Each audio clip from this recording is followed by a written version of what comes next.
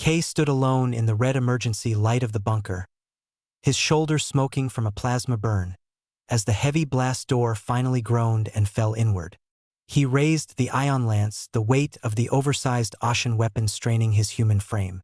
They were coming for the Exarch. They were coming for him. Perhaps you're wondering if a single human can hold the line when the gods of war have already fled. Subscribe to see how a mascot becomes a myth. Now, we have to look at how the armor first began to chafe. 6 weeks earlier, the recycled air in the Orus barracks had tasted like stale copper and the mocking laughter of giants. Kay had spent 4 hours that morning just trying to recalibrate the neural dampeners on his greaves so they wouldn't crush his smaller, mammalian shins. The Ashen Royal Guard were masterpieces of biological engineering, 7 feet of corded muscle and iridescent skin designed to withstand the crushing gravity of the capital. To them, Kay was a political curiosity, a mascot gifted by the human hegemony to appease a dead empress's dream of a multi-species coalition. Legate Valerius, a commander whose chest plate was etched with 3 centuries of victories, didn't even bother to look down when Kay entered the training hall. He simply gestured to the heavy gravity sleds. The legate's voice was a low rumble that vibrated in Kay's teeth, remarking to his lieutenants that the human would likely break a femur before the second moon rose. Kay said nothing. He simply strapped into the harness, his knuckles white against the matte black grips. He was used to being the smallest thing in the room. He just wasn't used to being the only one who cared about the oath he'd sworn. Between the grueling drills and the constant, casual cruelty of the elite warriors, Kay found a strange sort of solace in the peripheral duties. While the Ashens predominated the grand balconies and sun-drenched courtyards, Kay was often assigned the low-value patrols, the service tunnels and the darkened substructures of the gilded spire. It was during one of these shifts that he pulled a small, battered manual fiber-optic monitor from his kit. It was an archaic piece of tech, a literal glass-wire camera he could snake under sealed doors or into sensor-shielded vents.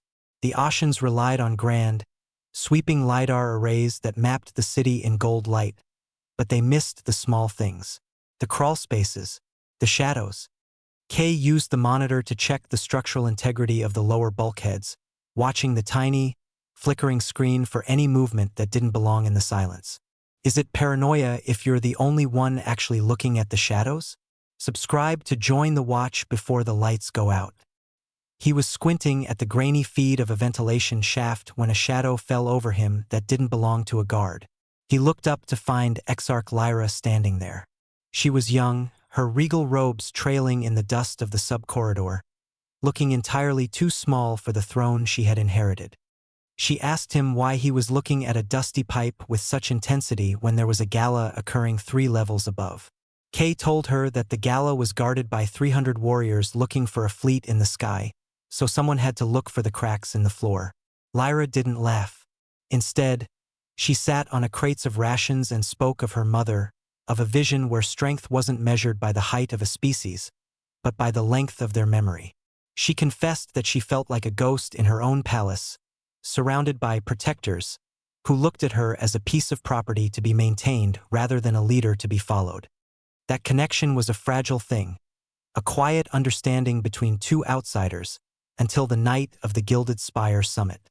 High Archon Malker hadn't brought a fleet. He had brought a checkbook. When the first explosions rocked the spire, the impregnable Royal Guard didn't form a wall. They formed an exit strategy. Kay watched from the monitor station as Valerius took a hushed call on a private frequency, his face illuminated by the treacherous glow of a bribe confirmed.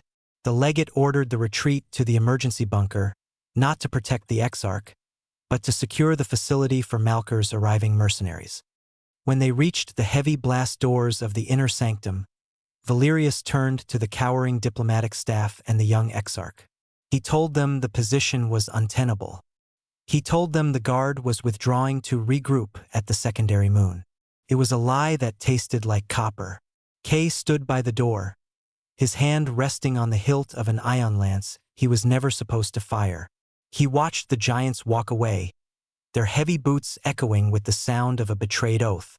He looked at Lyra, who stood alone in the center of the cold, metallic room, and he didn't move. He closed the door. The mercenaries didn't come with a knock. They came with thermal charges that turned the air into a pressurized lung burn of heat and noise. Kay didn't wait for the smoke to clear. He pulled Lyra toward the auxiliary console, his fingers flying over the manual overrides he'd memorized during his lonely shifts in the subspire. "Hold this," he barked, shoving the heavy grip of an ion lance into the Exarch's trembling hands. "Don't aim for their heads. Aim for the floor. The splash damage is the only thing that'll stop a rush in this gravity." Lyra looked at the weapon, a tool of execution she had only ever seen from a throne, and then at the human whose shoulder was already weeping red through his scorched fatigues. She didn't ask if they would survive. She simply braced her feet, her regal silks tearing as she dropped into a combat crouch he had taught her only minutes before. The door buckled. The red emergency strobe caught the first wave of Malker's professional killers, heavily armored, moving with the cold precision of men who had bought their souls with credits. Kay fired.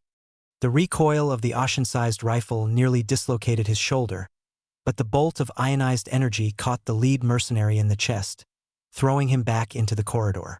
The bunker became a kill-box of screaming light and the smell of ozone.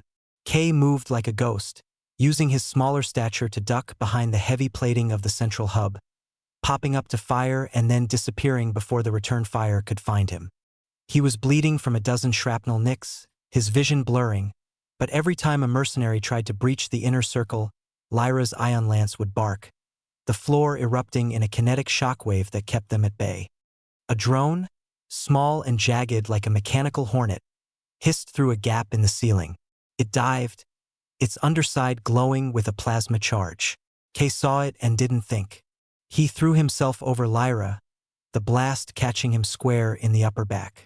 He collapsed, the world spinning into a gray fog, the sound of his own ragged breathing the only thing left in the universe.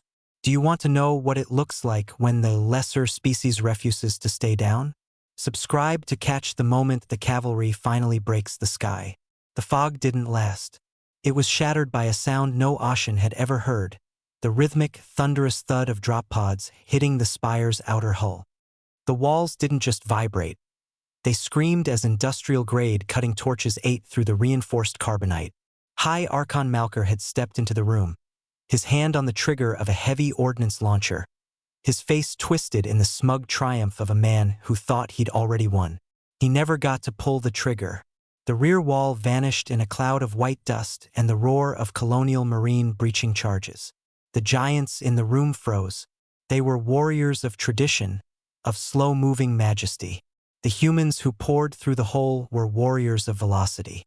In the blur of black tactical gear and high-velocity lead, the mercenaries were neutralized before they could even reorient.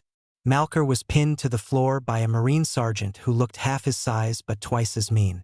Kay felt Lyra's hands on his face, her cool skin a sharp contrast to the fire in his back. He looked past her to the manual fiber-optic monitor sitting on the floor, its screen cracked and dark. He had used it to watch the betrayal happen, to see the faces of the men who thought he was a mascot. Now it was just a piece of broken glass. Weeks later, the gilded spire was quiet again, though the air felt lighter. Valerius stood in the center of the great hall, his armor stripped, his head bowed as his own recorded confession, captured by a certain low-value surveillance tool, played for the entire court to hear. Lyra stood on the dais, no longer looking like a ghost. She looked at Kay, who was dressed in a new uniform, one that actually fit his frame, etched with the ancient sigil of the Exarch's champion. Kay reached into his pocket and pulled out a new monitor, its lens polished and clear. He didn't look at the throne. He looked at the vents, the shadows, and the dark corners where the real work was done. He looked at the device, then back at the gathered crowd, knowing that for the first time in an age, someone was actually watching the cracks in the floor. The monitor flickered to life, showing nothing but a clear path forward. Would you like to know what happens when the new Royal Guard faces its first real test tomorrow? Subscribe to see the evolution of the champion's legend.